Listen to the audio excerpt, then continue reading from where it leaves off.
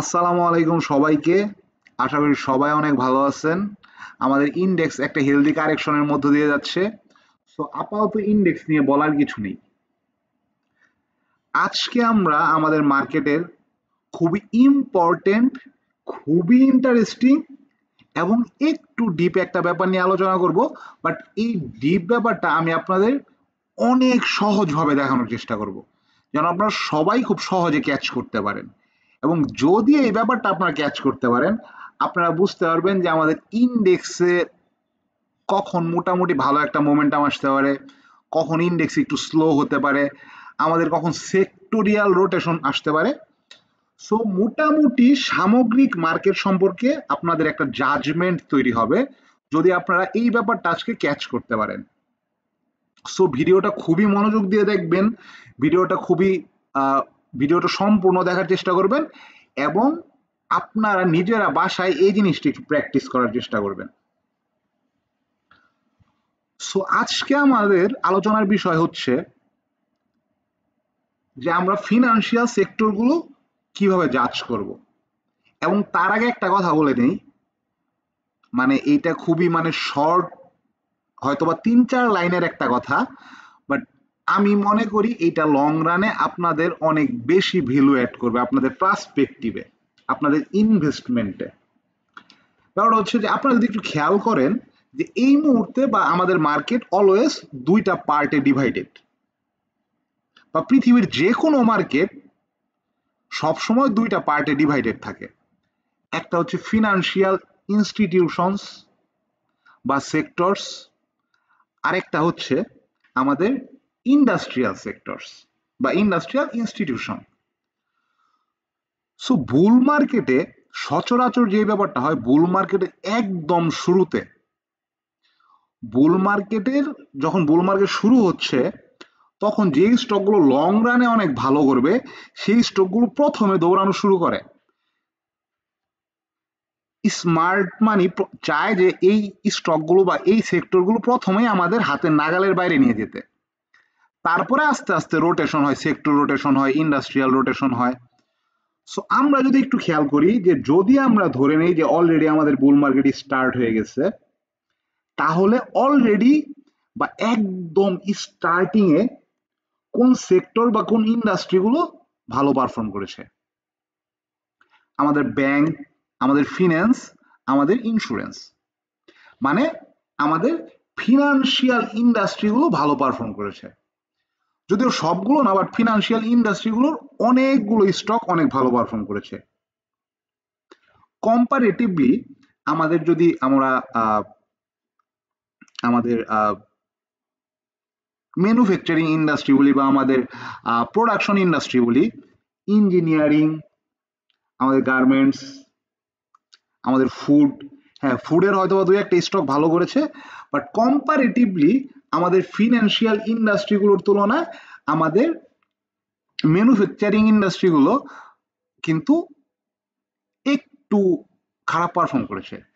That means আমাদের এই বুল রানে এইবার ফিনান্সিয়াল ইনস্টিটিউশনগুলার ভালো পারফর্ম করার সম্ভাবনা অনেক বেশি। কারণ আমি যে কথাটা বললাম যে বুল মার্কেটের শুরুতেই স্মার্ট মানি যেই স্টকগুলো লং রানে অনেক ভালো প্লে করবে তাদেরকে আমাদের নাগালের বাইরে নিয়ে মার্কেট কোনো একটা জায়গায় কনসলিডেট করানোর চেষ্টা করে। আর ব্যাংক সেক্টরের সাথে আমাদের ইন্ডেক্স অনেকটাই জড়িত, কারণ ব্যাংক সেক্টরের মার্কেট ক্যাপ কিন্তু অনেক বেশি। ব্যাংক সেক্টর এবং DS30 টপ 6-7টা স্টকস, এগুলোর মার্কেট ক্যাপ অনেক বেশি। দ্যাটস ওয়াই ব্যাংক সেক্টর কিন্তু আমাদের ইন্ডেক্সকে অনেক ডোমিনেট করে। সো আপনারা যদি বুঝতে পারেন যে ব্যাংক সেক্টর কখন প্লে করবে এবং ব্যাংক সেক্টর কি করছে, কোন ধরনের ব্যাংক ভালো করছে, কোন ধরনের ফিনান্সিয়াল ইনস্টিটিউটগুলো ভালো করছে, তাহলে আপনারা খুব সহজেই বুঝতে পারবেন কখন এই সেক্টর রোটেশন হবে এবং কখন ফিনান্সিয়াল সেক্টর থেকে কখন প্রোডাকশন সেক্টরে মার্কেট রোটেট করতে পারে। সো আজকে আমরা একটু দেখার চেষ্টা করব যে আপনারা কিভাবে এই ফিনান্সিয়াল ইনস্টিটিউটগুলোকে ফান্ডামেন্টালি জাজ করতে পারবেন। কারণ অলরেডি আমরা আমাদের টেকনিক্যাল নিয়ে অনেক কথা বলছি, বাট প্রথমে ফান্ডামেন্টালি চেঞ্জ হয়, তারপরে টেকনিক্যালে এইটার প্রভাব পড়ে। সো আমরা এই জিনিসটা একটু দেখার চেষ্টা করব। সো এইটার জন্য আমাদের একটা স্ক্রিনার ইউজ করতে হবে। এই স্ক্রিনারে আপনারা যেই ক্রাইটেরিয়া গুলা সেট করবেন সেটা হচ্ছে অপারেটিং ক্যাশ ফ্লো, তারপর free cash flow, PB ratio, book per share. Book per share আপনারা এনুয়ালও ইউজ করবেন, আপনারা কোয়ার্টারলি ইউজ করবেন। আপনার revenue year on year use করবেন, মানে এক বছর থেকে অন্য বছর রেভিনিউ। আরেকটা হচ্ছে এনুয়াল, মানে বাৎসরিক রেভিনিউ কেমন আসছে। এবং এরপরে যদি আপনারা চান আপনারা পি রেশিও অ্যাড করতে পারেন। ওকে, পি রেশিও হচ্ছে আরেকটা ক্রাইটেরিয়া আমরা অ্যাড করব, সেটা হচ্ছে current ratio. So always current ratio আমার কাছে অনেক ইম্পর্টেন্ট, বিশেষ করে বাংলাদেশের ভিত্তিতে। কারণ বাংলাদেশে রিসেন্ট সময়ে আমাদের ব্যাংক লোনের ইন্টারেস্ট এত বেড়ে গিয়েছিল যে কারেন্ট রেশিওর প্রায়োরিটিটা কিন্তু এখন অনেক বেশি। তারপরে আমরা পি রেশিওটা দেখার চেষ্টা করব।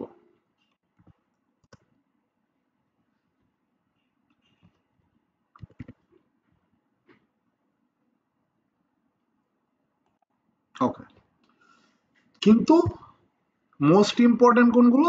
এইগুলো, বিশেষ করে পিবি রেশিও এবং এনুয়াল গ্রোথ। বুঝেন, এনুয়াল গ্রোথ এখন শুধু ফিনান্সিয়াল সেক্টর না, সকল সেক্টর ইম্পর্টেন্ট। সো আমরা এনুয়াল গ্রোথকে এই মুহূর্তে যে কোনো স্টক বাছাই করার ক্ষেত্রে সবচেয়ে বেশি প্রায়োরিটি দেব। কারণ আমাদের রিসেন্ট সময়ে ব্যবসা বাণিজ্যের অবস্থা খুব একটা ভালো ছিল না, বাট তারপরেও যারা এনুয়াল গ্রোথ করতে পারছে, ইয়ার অন ইয়ার গ্রোথ করতে পারছে, নট অনলি এনুয়াল গ্রোথ, শুধু বাৎসরিক গ্রোথ না, আমি ইয়ার অন ইয়ার গ্রোথ বলছি, দুইটা গ্রোথই দেখতে হবে। যে আমাদের লাস্ট ইয়ারে কত গ্রোথ হয়েছে এবং লাস্ট এবং মানে আমাদের এই ইয়ারে কত গ্রোথ হয়েছে এবং লাস্ট ইয়ারের তুলনায় আমাদের এই ইয়ারে কত গ্রোথ হয়েছে, এই দুইটাই আমাদের জন্য অনেক ইম্পর্টেন্ট। সো আমরা যদি একটা জিনিস দেখি, আমরা খুব ক্লিয়ারলি একটা জিনিস দেখতে পাচ্ছি এখানে, যে যেগুলোর এনুয়াল গ্রোথ বা যেগুলোর রেভিনিউ গ্রোথ অনেক বেশি হয়েছে, এগুলো অনেক ভালো পারফর্ম করছে। ব্র্যাকের কথা বলি, আমরা সিটি ব্যাংকের কথা বলি, প্রাইম, এনআরবি, অলমোস্ট সবগুলো ভালো পারফর্ম করছে। সো আমরা এখন একটু দেখার চেষ্টা করবো আমাদের কোন ব্যাপারগুলা আমাদের দেখতে হবে, বা আমরা কিভাবে এই ব্যাপারগুলো দেখব। কাইন্ডলি ভিডিওটা পুরোটা দেখেন, আপনাদের জন্য অনেক কিছু অনেক সহজ হয়ে যাবে। এবং এইখান থেকে আপনারা নর্মালি কেমনে ব্যাংকের ভ্যালুয়েশন বের করবেন, নর্মাল ভ্যালুয়েশনটা কিভাবে বের করবেন, এই জিনিসটা আমি দেখাই দিব। এবং ব্যাংক সেক্টর কোথায় গিয়ে একটু স্টপেজ নিতে পারে, এবং ব্যাংক সেক্টরের সাথে কিন্তু আমাদের ইন্ডেক্স স্টপেজ নিতে পারে। সো এই ব্যাপারগুলো আজকের এই ভিডিও থেকে আপনারা অনেকটাই পরিষ্কারভাবে বুঝতে পারবেন এবং আপনাদের পার্সপেক্টিভ অনেক বড় রকমের একটা চেঞ্জ হবে। Just believe me on that, এবং ভিডিওটা পুরোটা দেখেন। আচ্ছা, বুক পার শেয়ার হচ্ছে আমাদের ব্যাংক ফিন্যান্স ইন্ডাস্ট্রির জন্য অনেকটা ভ্যালুয়েশনের মতো কাজ করে। আপনারা অনেকে ডিসকাউন্টেড ক্যাশ ফ্লো নিয়ে কাজ করেন, অনেকে আপনার রিম মডেল নিয়ে কাজ করেন, ব্যাংকের জন্য, ফিনান্সিয়াল ইনস্টিটিউটের জন্য রিম মডেল খুব ভালো কাজ করে। যদিও বাংলাদেশের অধিকাংশ ব্যাংক যেহেতু ডিভিডেন্ড দেয়, সো বাংলাদেশের ব্যাংকগুলোতে আপনাদের রিম আর ডিসকাউন্টেড ক্যাশ ফ্লো একটু যদি আপনারা যদি দুইটার ব্যালেন্স করতে পারেন, আপনাদের জন্য অনেক ভালো হবে। সো বুক পার শেয়ার এইটাও কিন্তু ওয়ান কাইন্ড অফ ভ্যালুয়েশন। আচ্ছা, ভ্যালুয়েশন কি? যে ইনভেস্টররা কোন প্রাইসটাকে এই স্টকটা বা এই কোম্পানিটার জন্য মানে একটা গুড প্রাইস মনে করছে, ফেয়ার ভ্যালু মনে করছে, ইন্ট্রিনসিক ভ্যালু মনে করছে। সো বুক পার শেয়ার হচ্ছে যে ব্যাংক যদি তার সকল লোন পরিশোধ কইরা, ধরেন তার সকল লোন পরিশোধ করে তার অ্যাসেট, যত অ্যাসেট আছে, even including it's brand value, এটা যদি লিকুইডেটেড করে, তাহলে যে আউটস্ট্যান্ডিং শেয়ার আছে, আউটস্ট্যান্ডিং শেয়ার বাদ দেন, এর শেয়ার হোল্ডাররা কত টাকা পাবে পার শেয়ার, বুক value per share. So book value হচ্ছে ব্যাংকের যত টাকা লোন আছে, এই লোনগুলো পরিশোধ করার পরে ব্যাংকের যা অ্যাসেট অবশিষ্ট থাকবে, এই অ্যাসেট যদি আমরা লিকুইডেট করি বা অ্যাসেট যদি আমরা সেল করে দিই, একদম সহজ কথায় অ্যাসেট যদি আমরা বিক্রি করে দেই, তারপরে ব্যাংক ওভারঅল যত টাকা পাবে, এটা যদি প্রত্যেকটা শেয়ার হোল্ডারের মধ্যে ভাগ করে দেয়, তাহলে পার শেয়ারে এক একজন কত টাকা করে পাবে।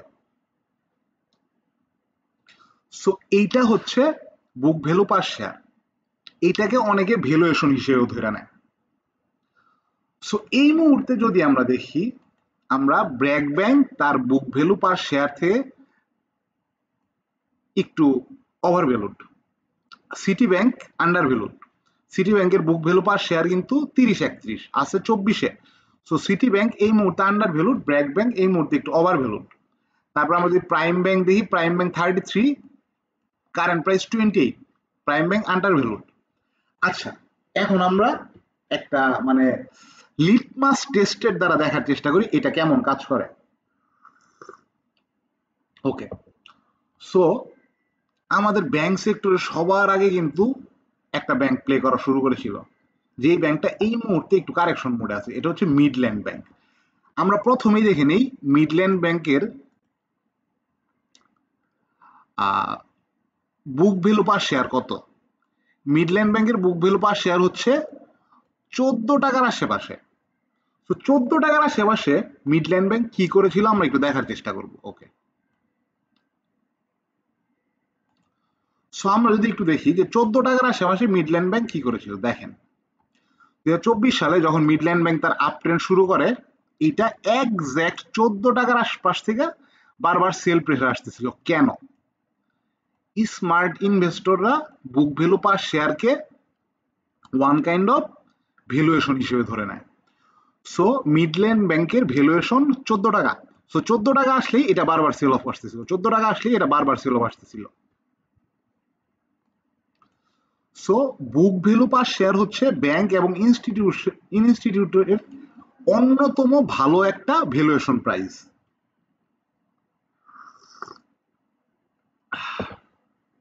ওকে, সো আমি যে ব্যাপারটা আপনাদের দেখানোর চেষ্টা করছি, দেখেন যেই ব্যাংকের রেভিনিউ অনেক ভালো, যেই ব্যাংকের অপারেটিং ক্যাশ ফ্লো পজিটিভ এবং মোটামুটি বুক ভ্যালু পার শেয়ার,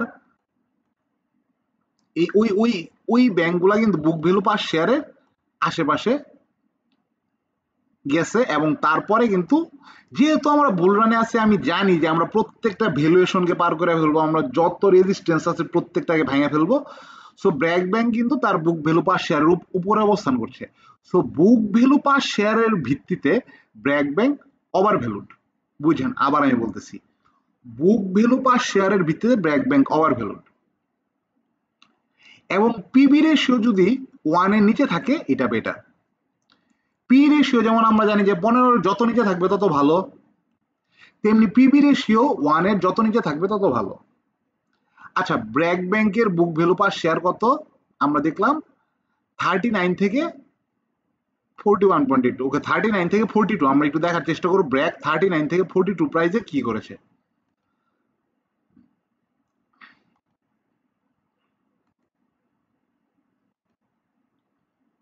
ওকে, সো আমরা যদি একটু দেখার চেষ্টা করি যে 39 থেকে 42 প্রাইসে বা তার একটু উপরেও যদি আমরা বলি যে এই অঞ্চলে কিন্তু ব্র্যাক ব্যাংক অনেকদিন অবস্থান করছে। এবং তার আগেও যদি আমরা দেখি যে এই অঞ্চল থেকে কিন্তু ব্র্যাক ব্যাংক, দেখেন এই অঞ্চল থেকে এই 39 থেকে 42 এইটা ব্র্যাক ব্যাংকের অনেক দিন থেকেই বুক ভ্যালু পার শেয়ার।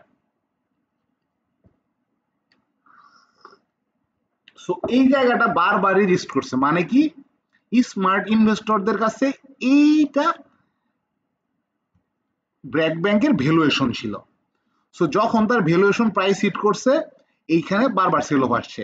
এইবারও কিন্তু তার ভ্যালুয়েশন প্রাইসে বেশ অনেক দিন সেল অফ আসছে এবং তারপরে মার্কেট শার্প একটা আপ মুভ শুরু করছে। সো এখন আমাদের এই যে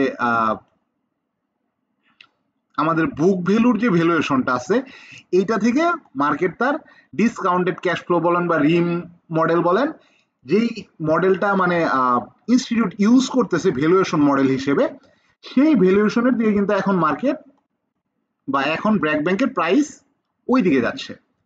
বাট দ্য থিঙ্ক ইজ আমাদের বুল মার্কেটে কিন্তু অধিকাংশ স্টক একটা সময় ওভার ভ্যালুড হয়ে যাবে। এইটাই মার্কেটের নিয়ম। মার্কেট তার ভ্যালুয়েশন প্রাইসে কমই স্টে করে। দেখেন মার্কেট ভ্যালুয়েশন প্রাইসে কিন্তু অ্যাকচুয়ালি স্টে করে না।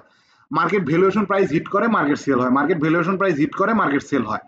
মার্কেট এইবার তার ভ্যালুয়েশন প্রাইস ব্রেক করছে, মার্কেটে ওভার ভ্যালুড। মার্কেট হয় আন্ডার ভ্যালুড অবস্থান করে, না হলে মার্কেট ওভার ভ্যালুড অবস্থান করে। মার্কেট তার ভ্যালুয়েশন প্রাইসে খুব কম সময় অবস্থান করে। সো যদি মার্কেট বেয়ারিশ থাকে তাহলে মার্কেটের অধিকাংশ স্টক থাকে আন্ডার ভ্যালুড, আর বুল মার্কেটে অধিকাংশ স্টক হয়ে যাবে ওভার ভ্যালুড।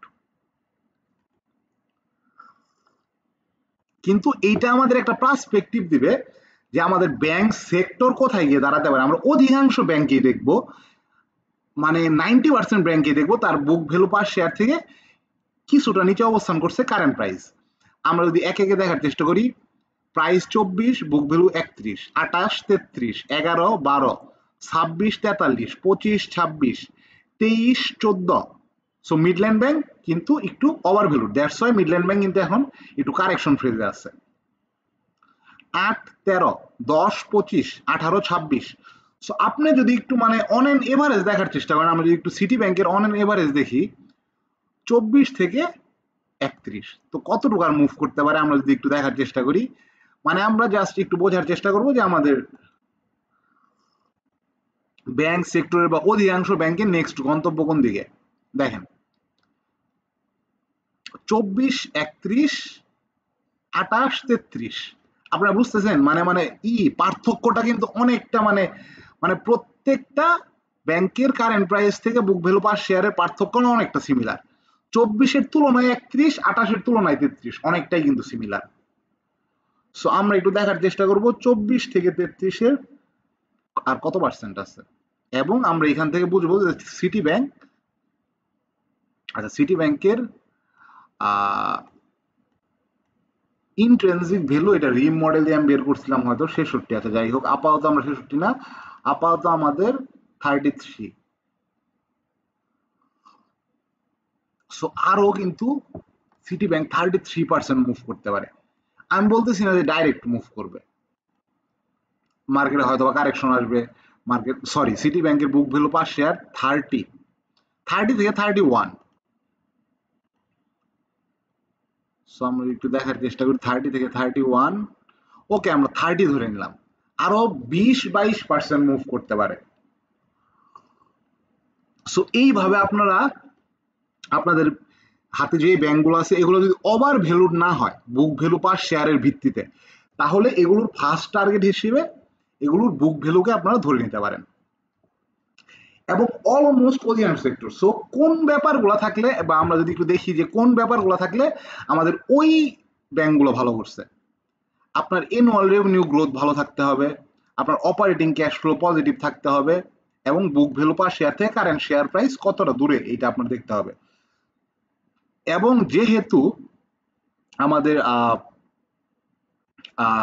ব্র্যাক ব্যাংকের প্রাইস বেড়ে গেছে মানে বুক ভ্যালু পার শেয়ারের তুলনায়, দ্যাটস ওয়াই পিবি রেশিও কিন্তু অনেকটা বেড়ে গেছে। বাট পিবি রেশিও জিরোর নিচে থাকলে ভালো। আমরা অধিকাংশ ব্যাংকের এখনো পিবি রেশিও দেখতেছি যে জিরোর নিচে আছে। এনবিএল, আইসিবি, মিডল্যান্ড আর ব্র্যাক, আর কিছু ব্যাংকের এখনো ফিনান্সিয়াল ডাটা ওইভাবে ডিসক্লোজড না, মানে সো এইগুলো ছাড়া আমরা বাকিগুলো দেখতেছি যে মোটামুটি এখনো এগুলোতে স্পেস আছে মুভ করার মতো। আচ্ছা, কোন ব্যাংকগুলো সবচেয়ে ভালো করছে আমরা একটু দেখার চেষ্টা করবো। আমরা জানি ব্র্যাক আর সিটি ব্যাংক খুব ভালো করছে। তো কেন ভালো করছে আমরা একটু দেখি, আমরা দেখি যে কোনগুলার ইয়ার অন ইয়ার গ্রোথ বা গ্রোথ সবচেয়ে বেশি হয়েছে। এবং কোনগুলো আসলে পারফর্ম করতে পারে না, আমরা দেখতেছি যে এই ব্যাংকগুলো খুব একটা পারফর্ম করতে পারে নাই। কারণ কি, এগুলোর রেভিনিউ গ্রোথ খুব একটা ভালো না। আর কোনগুলোর রেভিনিউ গ্রোথ সবচেয়ে ভালো, ব্র্যাকের সবচেয়ে ভালো পারফর্ম করছে, সিটি ব্যাংকের সব অনেক ভালো পারফর্ম করছে, মিডল্যান্ড ব্যাংকের অনেক ভালো পারফর্ম করছে রেভিনিউ গ্রোথ। দেখতেছেন ব্যাপারগুলা, প্রাইম ব্যাংকের ভালো, এনআরবি ব্যাংকের ভালো। আমরা একটু এনআরবি ব্যাংক কেমন পারফর্ম করছে আমরা যদি দেখার চেষ্টা করি, এনআরবি ব্যাংক কিন্তু এখনো খুব একটা পারফর্ম করে নাই। এবং এইটার যদি আমরা দেখি যে ওকে পিবি রেশিও খুব একটা ভালো না, এটার current price 11, book value per share 12। So আর বেশি একটি স্পেস নাই এটার বুক ভ্যালু পার শেয়ারের ভিত্তিতে, ভ্যালুয়েশনের ভিত্তিতে। তো এইখানে একটু সমস্যা। প্রাইম ব্যাংক কেমন পারফর্ম করছে, এবং প্রাইম ব্যাংকের প্রাইস বর্তমান 28 আছে, মানে বুক ভ্যালু পার শেয়ার 33। ওকে, প্রাইম ব্যাংকও দেখেন ফ্যান্টাস্টিক পারফর্ম করছে। মানে বুঝছেন, যেইগুলোর গ্রোথ, রেভিনিউ গ্রোথ অনেক বেশি হয়েছে, এবং যেইগুলোর কারেন্ট প্রাইস তাদের বুক ভ্যালু পার শেয়ারের ভ্যালুয়েশনের তুলনায় ডিফারেন্স অনেকটা ভালো ছিল, এই ব্যাংকগুলো কিন্তু অনেক ভালো করছে। এবং আমরা যদি এখন দেখার চেষ্টা করি কোনগুলোর মানে রেভিনিউ গ্রোথ ভালো, পিবি রেশিও ভালো, অপারেটিং ক্যাশ ফ্লো পজিটিভ, এবং বুক ভ্যালু পার শেয়ার থেকে এদের কারেন্ট প্রাইস অনেকটা, মানে কারেন্ট প্রাইসের ব্যবধান অনেকটা বেশি। আমরা প্রাইম ব্যাংক পেলাম, আমরা সিটি ব্যাংক পেলাম, আমরা ওয়ান ব্যাংক দেখা যায়, বাট ওয়ান ব্যাংকের অপারেটিং ক্যাশ ফ্লো কিন্তু খুব একটা বেশি না। অধিকাংশ ব্যাংকের যদি দেখেন 9 বিলিয়ন, 17 বিলিয়ন, 11 বিলিয়ন, 21 বিলিয়ন, এটা মাত্র 1 বিলিয়ন। দ্যাটস ওয়াই এটা একটু সমস্যা। এমটিভি, ওকে, এমটিভির price 13, book value per share 23, PB ratio 0.57, P এত, কারেন্ট রেশিও 0.3। ওকে, বুঝছেন, নর্মালি কারেন্ট রেশিও 2 এর উপরে থাকলে ভালো, বাট ব্যাংকের ক্ষেত্রে কিন্তু কারেন্ট রেশিও আপনি অনেক বেশি পাবেন না। কারেন্ট রেশিও কি, current asset by current liabilities.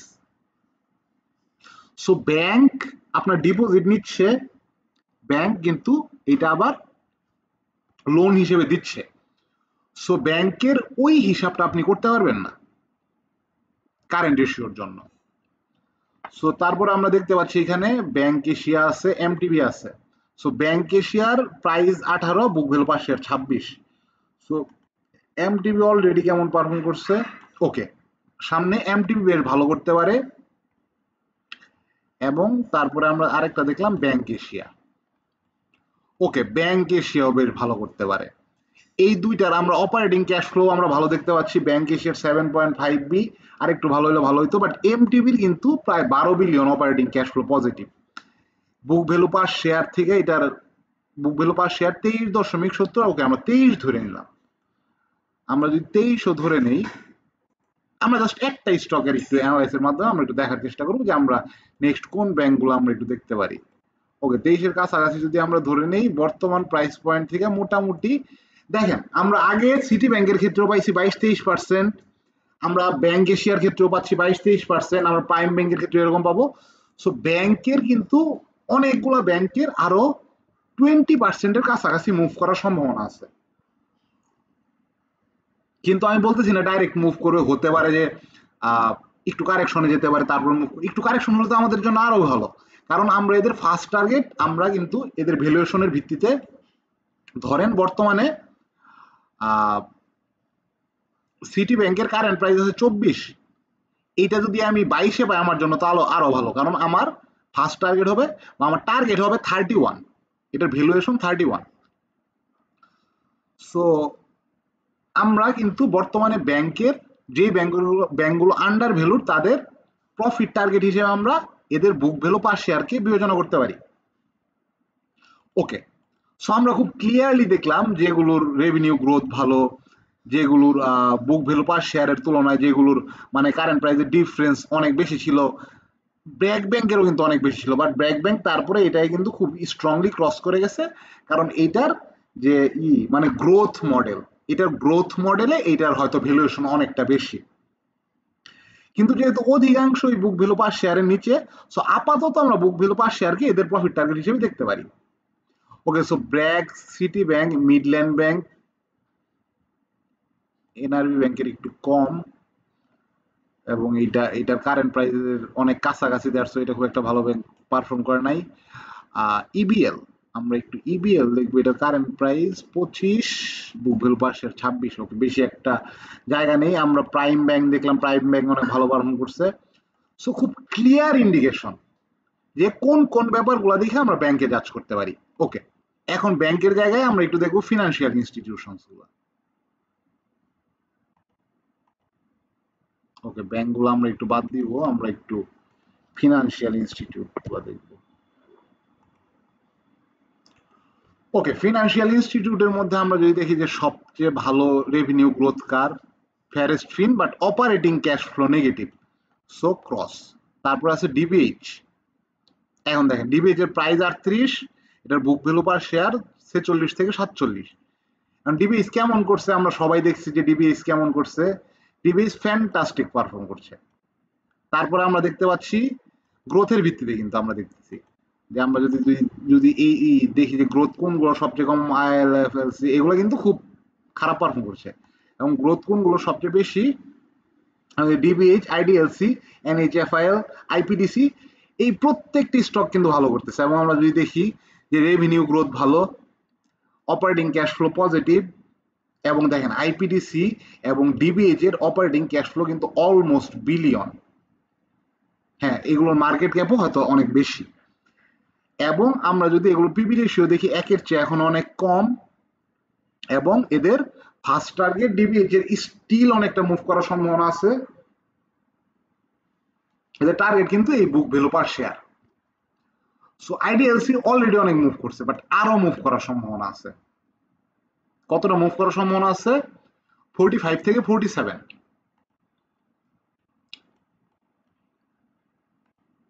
Minimum.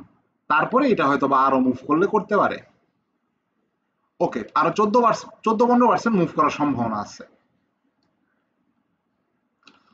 So এই ব্যাপারগুলো থেকে আপনারা মোটামুটি আমাদের বর্তমানে ফিন্যান্স সেক্টরের নেক্সট টার্গেট দেখতে পারবেন, এবং এই টার্গেটগুলো মিট আপ হওয়ার পরে কিন্তু একটা ভালো রকমের রোটেশন আসবে।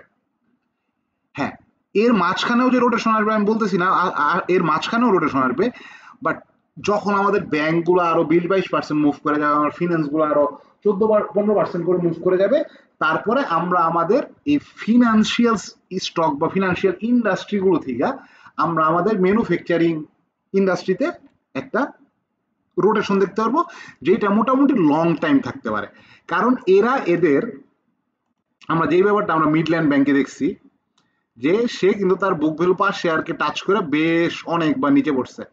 সো অনেক দিন কিন্তু, যেহেতু বর্তমানে মার্কেট আপট্রেন্ডে অনেক দিন কনসলিডেট করতে পারে। সো আমাদের ব্যাংক যদি আরো 20% বাড়ার সম্ভাবনা থাকে, আমাদের ইন্ডেক্স আরো বাড়ার সম্ভাবনা আছে। কিন্তু এর মধ্যে অনেক বড় মার্কেট ক্যাপ হোল্ড করছে আমাদের ব্র্যাক ব্যাংক, আমাদের ইসলামী ব্যাংক। সো এদের যদি আবার একটু কারেকশন আসে এবং অন্যান্য ব্যাংকগুলো যদি প্লে করে, তাহলে কিন্তু একটা সামঞ্জস্য চলে আসবে। আপনি কি বুঝতেছেন আমি কি বলতেছি? যাদের মার্কেট ক্যাপ অনেক বেশি, তারা কিন্তু অলরেডি অনেকটা বেড়ে গেছে। সো এরা যদি একটু কারেকশন করে এবং আমাদের অন্যান্য ব্যাংকগুলো যদি একটু বেটার প্লে করে, ওদের প্রাইস যদি, কারেন্ট প্রাইস যদি আরেকটু বাড়তে থাকে, তাহলে কিন্তু একটা সামঞ্জস্যতা বিরাজ করবে। সো এইটা আমাদের ইন্ডেক্সে প্রভাব ফেলবে না। সো আমি যেই কথাটা বলি যে বর্তমান মানে এই মার্কেট যখন আপ ট্রেন্ডে থাকে, ইন্ডেক্স আমাদের সাথে কিছু ওয়েতে প্লে করে। স্টক উপরে যায়, ইন্ডেক্স দাঁড়ায় থাকে, ইন্ডেক্স উপরে যায়, স্টক দাঁড়ায় থাকে। এর মানে কি? ইন্ডেক্স উপরে যায় মানে আমাদের যেই স্টকগুলোর মার্কেট ক্যাপ অনেক বেশি, তারা নাড়াচাড়া শুরু করছে। সো তারা নাড়াচাড়া যদি টপ 20 মার্কেট ক্যাপের যদি 14টা স্টক বা 12-13টা স্টক একদিন পজিটিভ থাকে, এটা হইতে পারে যে 6%, 2% থেকে 6%, যে কোনো সংখ্যায় পজিটিভ থাকলে কিন্তু আমাদের ইন্ডেক্স বেশ ভালো মুভমেন্ট করে যাবে। সো ওই দিন আমাদের অধিকাংশ স্টক দাঁড়াই থাকলেও আমাদের ইন্ডেক্স মুভমেন্ট করে যাবে। সো এই ধরনের প্লে কিন্তু করা হবে। সো এই ছিল মোটামুটি আজকের ভিডিও। আমি আশা করি যে আপনারা অনেক কিছু বুঝতে পারছেন, এবং আপনারা যদি আরেকটু ডিপ ডাউন করেন, আপনারা যদি বাড়িতে আরেকটু রিসার্চ করেন, আমি প্রিটি শিওর আপনারা অনেক কিছু ডিসকভার করতে পারবেন এখান থেকে। সো আজকের ভিডিও আর বড় করবো না, ধন্যবাদ, ভালো থাকবেন, আল্লাহ হাফেজ।